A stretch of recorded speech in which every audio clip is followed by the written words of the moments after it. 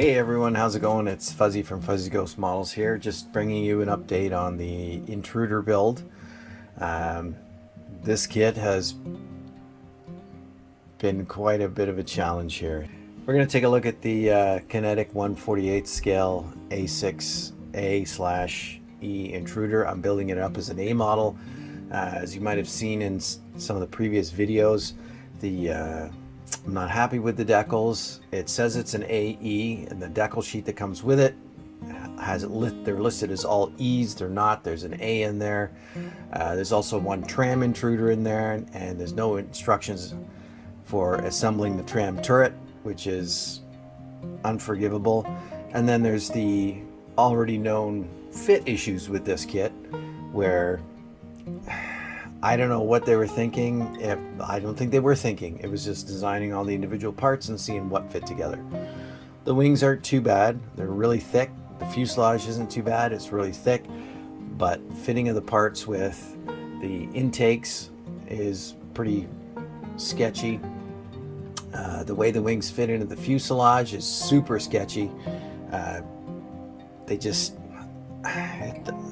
boggles my mind that a kit made in the 21st century can be this misthought out. It sort of reminds me of Kitty Hawk, only Kitty Hawk was worse. They were super modular. Kitty Hawk kits are terrible for in the most part for fit. But anyway, let's look down at the parts and see where I am now. So you see, this is what I've got out. I started with the wings because I was waiting for some photo etch for the cockpit and all that. So I have managed to glue the wings on, and I've cut the wings as well. So we have the because I'm gonna have them folded up so it takes up less space on the shelf, because I'm running out of shelf space until IKEA gets some more stock in and I can get another set of shelves. Anyway, so I've cut these. And you can see how proud, sorry, bumping the camera, how proud this is. The wing fold hinges, they sit way too high. I mean, it's not going to make a huge difference when they're attached like this, although there should not be that gap that's there. They should be more, the wing edges should be flush with each other. So anyway, that's one thing. The wings don't look too bad though. I can deal with any of that stuff. Where to go from here? Let's talk about the intake. Actually, no. Let's talk about how these wings fit to the fuselage. So, and I don't understand why, but that this whole section here, I needed to put braces in there to bring it up so it would match the curvature along the joint on the fuselage. I still need to do some sanding and filling in here. Basically, I had to force all this down because it was sitting more flat as opposed to more curved. And then I don't know, let's bring the light over it. You can see in here that this whole spot underneath, like, there's a big gap, there's no detail, and then in the mold itself was this great big huge gap. I filled it with some sheet styrene, but why? I don't understand. I also had to trim all of this a section out of here, so at least this thick part of the wing root would fit down in here. Not fun. Anyway, it still needs cleanup for sure. And then, yeah, let's go back to the intakes, right? So first off, at least it has a fan there. However, it's way too far forward for the actual thing, the actual aircraft, but it'll do. So you can see I've had to do major sanding along here. There was big mold parting lines and heavy lines through here that kept it from sitting properly in the fuselage socket here. I've also had to trim this part out because it was sitting too low, and I was getting a nice big step down at the bottom, right? So now it doesn't fit too badly, which is okay. That's basic modeling skills. You know, you deal with some old Revell or old Monogram stuff, you're going to run into that stuff. But it's everything piled on top of each other. So again, I'll pull the light over here, and you can see the fan in here. Let me grab a pointer. So you can see inside here, it came in two halves with the joint down, with the joint in around here. Two halves. So then you've got this wonderful seam line and this wonderful seam line to deal with, which is okay. Figured it out. It looks okay. And then you put the shroud around it here, like that. And I mean, the fit's not too bad, but then again, you've got this. Let's see if I can get this to focus properly. You get this line and this line right here. Right. So what I've done is I've managed to using one of these lovely little rifle files. So I've cleaned up the seam in here and cleaned up the seam in here. I used some sprue goo to do a filler on this, so that's good, and it looks okay. So that's not too bad. I don't know what I'm going to do. I'm going to have to hand paint the inside here. I'll spray it all white and then hand paint the silver fan face. So that's one thing. That's the intakes.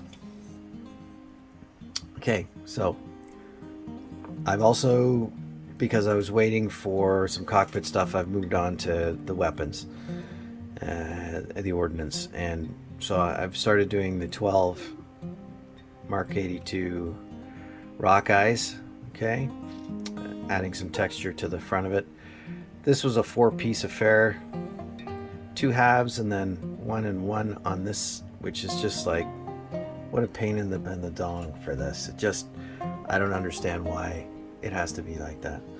There are many kit manufacturers, even I think some of the old Hasegawa weapons kits from back in the day were easier to work with. And the other thing is, there's no markings. There are 0 markings for these weapons. There's no yellow stripe. There's no nothing for any of this. Then the other thing is, it comes with all these cluster bombs as well, which are 3-piece affairs. You got the 2 halves and then the cap that goes on the end. But then I look at the mounting holes, which you have to drill all the mounting holes out. Really? And then you look at where the mounting holes are, and they're not in the center.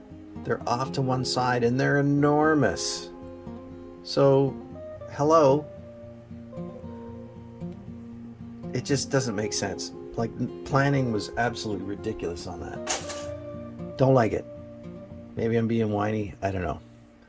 So anyway, we get to some of the more other major stuff.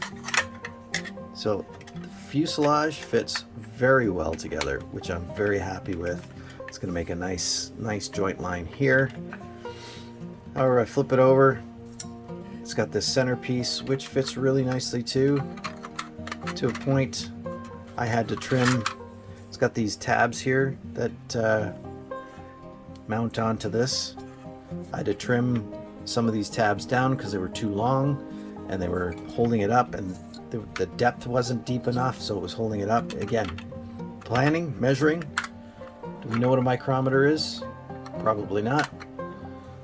Making the molds should be having an engineer who's got an actual degree make them, maybe, or someone with some talent, because it's ridiculous.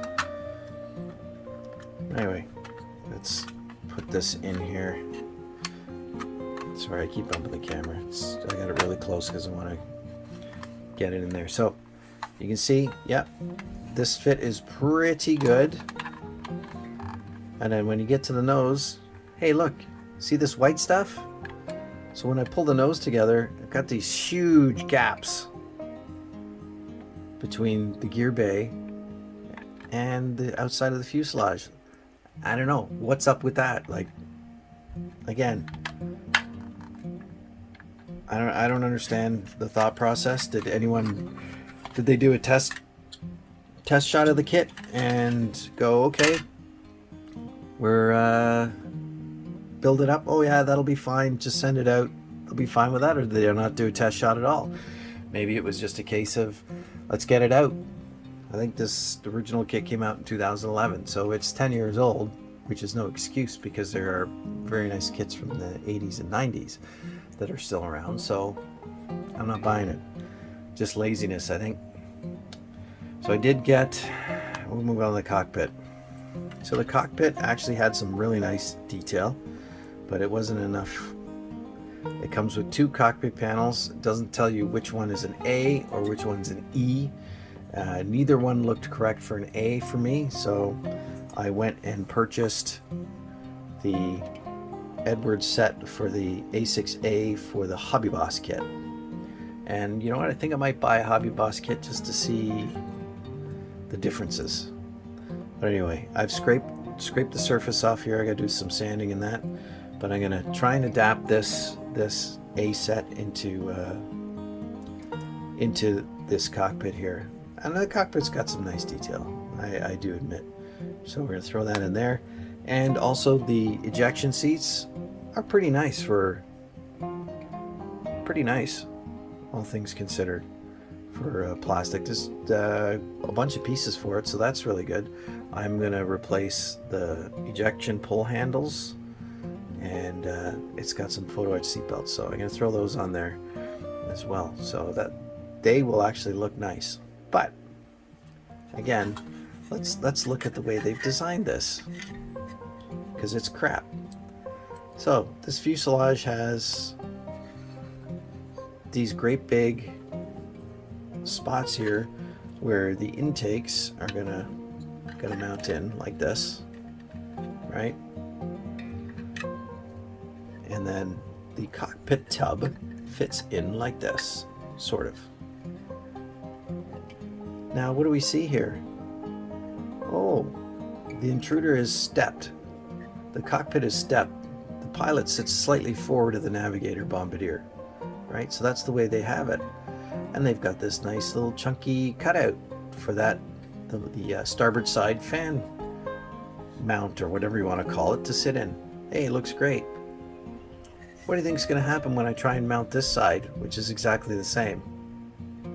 Yeah, doesn't fit, right?